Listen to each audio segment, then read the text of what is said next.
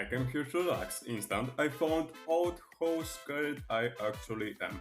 Day 1. My grandpa told me put garlic and hot sauce on the bait, and you'll witness the miracle of the year.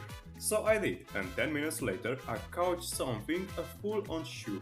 Now I get why he come home with new shoes every single day. Second cast, and silence, minutes of absolutely nothing.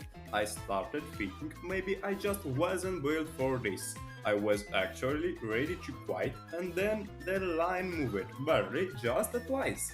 My heart was pounding like never before, and instantly all I could think was, oh no, another shoe? I pull it again, harder, and I see something jump out of the water. A massive, giant 5 centimeter fish, really. And you know what the problem was?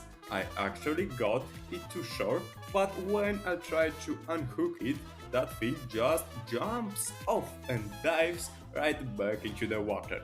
Oh, it died on impact, and that was my first day.